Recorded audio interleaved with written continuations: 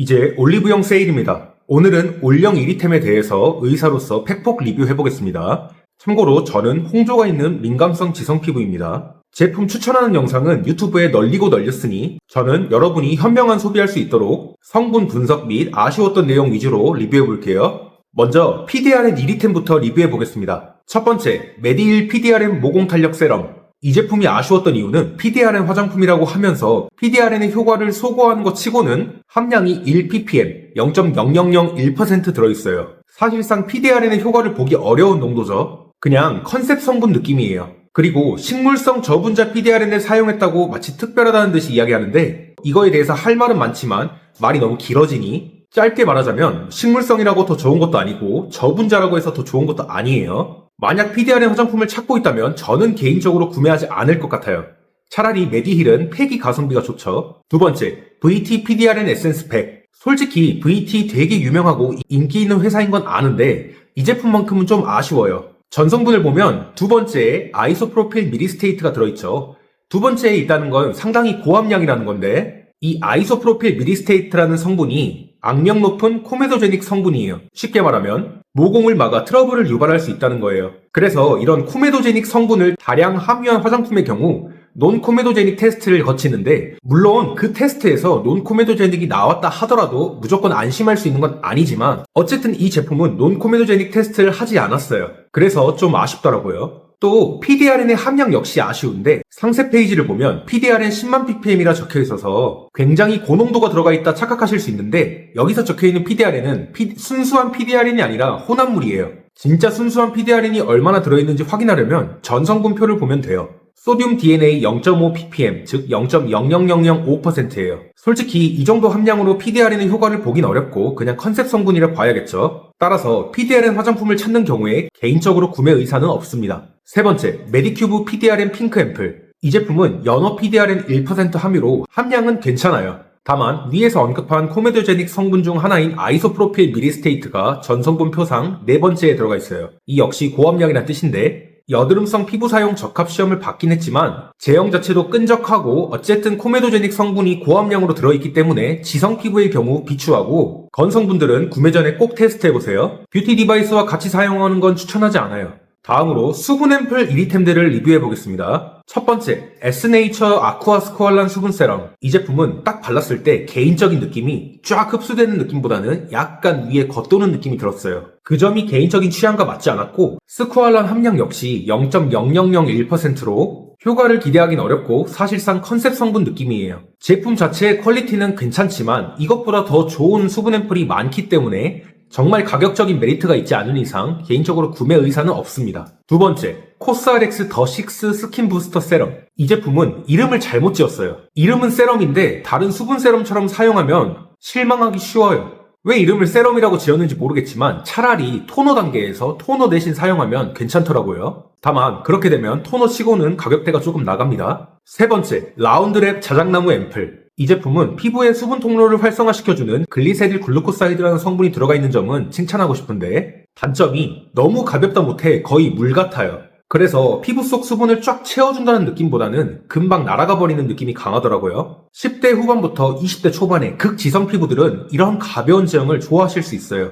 다만 30대 지성 피부인 저에게는 개인적으로 아쉬웠습니다. 그리고 제품에 1% 정도 들어있는 자작나무 수액은 수분, 진정에 있어서 굉장히 훌륭한 성분이지만 이 성분에 알러지가 있는 분들이 종종 있거든요. 항상 구매 전에 테스트해보세요. 다음으로 진정 앰플 1위템들을 리뷰해볼게요. 첫 번째, 파넬 시카마누 구이 세럼. 이 제품은 마데카 소사이드 위주의 진정 세럼인데 20ppm, 즉 0.002%로 함량이 아쉬워요. 이 제품의 경쟁 제품이라고 볼 수 있는 메디힐 마데카 소사이드 세럼이 마데카 소사이드 540ppm입니다. 물론 함량이 제품의 퀄리티를 결정하는 것은 아니지만 그건 함량이 적당 범위 내에 있을 때의 이야기이고 이 제품의 마데카 소사이드 함량이 아쉬운 건 어쩔 수 없어요. 병풀 추출물이 744ppm이 들어있지만 사실 추출물 안에 유효 성분이 마데카 소사이드나 테카 이런 성분의 비율은 굉장히 낮아요. 쉽게 예를 들자면 우리가 단백질이 필요할 때 된장찌개 한 냄비를 먹으면 그 안에 실제 콩 단백질은 얼마 안 되잖아요. 반면에 단백질 파우더는 아주 소량으로도 된장찌개 한 냄비와 동일한 단백질을 섭취할 수 있잖아요. 그래서 저는 개인적으로 제품을 볼 때 땡땡 추출물 함량이 얼마다 이런 걸 크리티컬하게 보진 않아요.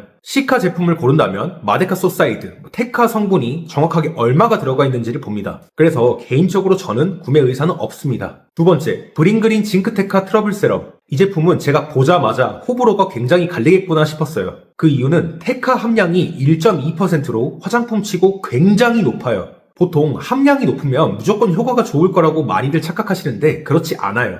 특히 매일 한두 번씩 바르는 화장품의 경우 농도가 너무 높을 시 오히려 피부에 자극을 유발할 수 있어요. 개인적인 욕심으로는 테카 함량을 좀 줄이고 그 대신 마데카 소사이드를 좀 넣어줬으면 더욱 좋았을 것 같아요. 사람에 따라 바르고 오히려 트러블이 생길 수 있으니 구매 전에 꼭 테스트해보세요. 다음으로 나이아신아마이드에 대해 리뷰해볼게요. 첫 번째, 더마팩토리 나이아신아마이드 20% 세럼이에요. 이 제품 저한테 물어보시는 분이 많아서 일단 넣어봤어요. 일단 이 제품은 나이아신아마이드 20%로 초고농도이기 때문에 개인적으로 추천하진 않아요. 다만 30ml에 6,000원이라는 엄청난 가성비 때문에 인기가 많아요. 만약 사용하신다면 맨 얼굴에 직접 바르진 마시고 수분 앰플과 3대1 정도로 섞어서 사용하시면 좋아요. 다만 섞어 쓰실 때 잘못하면 제대로 섞이지 않고 한 군데에 뭉치는 경우가 생길 수 있으니 섞어 쓰는데 고수가 아니라면 그냥 5% 정도 농도의 나이아신아마이드 완제품을 쓰시기를 추천할게요. 저도 예전에 판테놀 섞어 쓰는 영상도 소개한 적 있지만 섞어 쓰는 거의 장점은 같은 농도의 완제품보다 저렴하다 그것뿐이에요. 제형의 완성도나 다른 모든 면에서 완제품을 따라갈 수는 없어요. 두 번째, 디오디너리 나이아신아마이드 10% 앰플. 이 제품은 예전에 제가 한창 피지 분비가 많을 때 잘 썼던 제품이에요. 나이아신아마이드 10%에 징크 1%로 피지 분비 저하에 초점을 맞춘 화장품이기 때문에 심한 지성 피부들이 사용하기에는 좋아요. 다만 10%의 농도는 건조함을 유발하고 또 이 화장품 자체에 따끔거리는 자극감이 있기 때문에 평소 피부가 예민한 민감성이나 건성 피부에게는 추천하지 않아요. 다음으로 팩클렌저에 대해 이야기해 볼게요. 팩클렌저는 사실 저는 안 써요. 팩클렌저로 유명한 제품이 아렌시아 떡소 클렌저나 휘프트 비건 팩클렌저 등이 있는데 이거 상세 페이지에 나와 있는 것처럼 얼굴에 1분 이상 팩처럼 사용하지 마세요. 미사여구를 붙여서 마치 특별한 것처럼 만들어놨지만 사실 그냥 클렌징 폼이에요. 계면활성제가 들어있는 클렌징 폼을 팩처럼 사용할 이유가 없죠. 팩 클렌저든 일반 클렌징 폼이든 그냥 20에서 30초 정도 짧게 롤링하고 씻어내주시면 돼요. 팩클렌저라고 다를 거 없습니다. 여러분 마케팅에 속지 마세요. 다음으로 여러분 리들샷 많이 사시죠? 근데 리들샷은 다이소에서 사는 게 더 가성비가 좋습니다. 리들샷 100의 가격은 다이소는 12ml에 3,000원, 즉 1ml에 250원이고 올리브영은 50ml에 22,000원, 즉 1ml에 440원입니다. 물론 사측에서는 다이소 제품과 올리브영 제품의 성분 배합 비율이 다르다고 하지만 보통 리들샷을 사용하는 이유가 리들샷 안에 들어있는 성분을 흡수시키기보다는 그 다음에 바를 고영양 앰플의 흡수를 도와주기 위해 사용하잖아요. 따라서 리들샷 구매하실 분들은 다이소 가격과 올영 세일 가격 잘 비교하셔서 구매하세요. 다음으로 비타민C 1위 제품들에 대해 리뷰해볼게요. 첫 번째, 코스알엑스 어드밴스드 비타민C 23. 이 제품은 제가 과거에 3병이나 사용해봤어요. 제품이 좋아서라기보다는 네가 이기나 내가 이기나 한번 보자 이런 약간 오기로서 3병까지 사용해봤는데 결과는 좀 아쉬웠습니다. 이 제품의 아쉬운 점은 순수 비타민C의 농도가 23%로 너무 고농도예요. 순수 비타민C의 경우 20%가 넘어가면 오히려 효과는 떨어지고 자극은 증가합니다. 그래서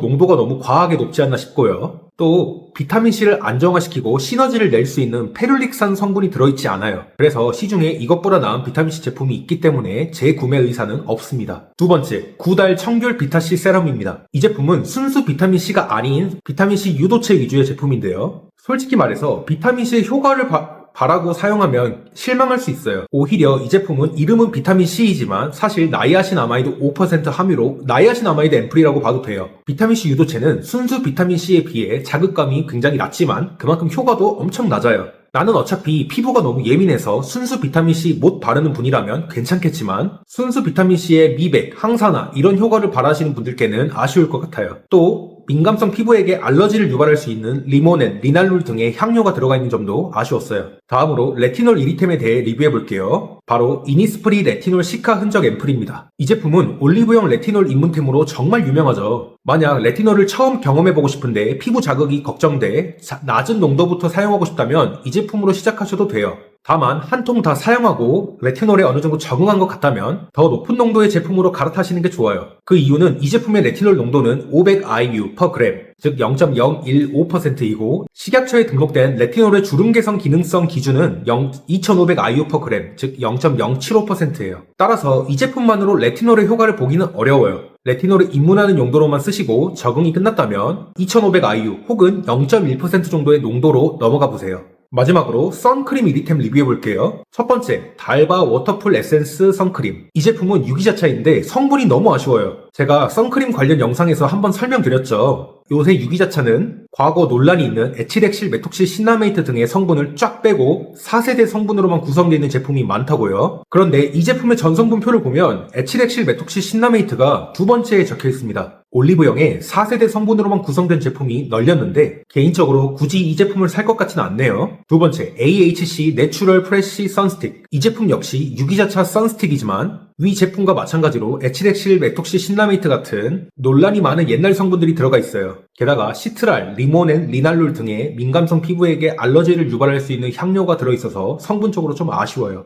사용감 역시 개인적으로 좀 많이 끈적이는 느낌이 들어 아쉬웠습니다. 자, 오늘은 이렇게 다가오는 올영 세일을 기념해서 올영 이리템들을 솔직하게 리뷰해봤는데요. 여러분들의 구매에 있어서 조금이나마 도움이 되면 좋겠고요. 설령 저에게 개인적으로 아쉬웠더라도 여러분들에게는 좋을 수 있습니다. 구매 전에 반드시 테스트해보고 결정하세요.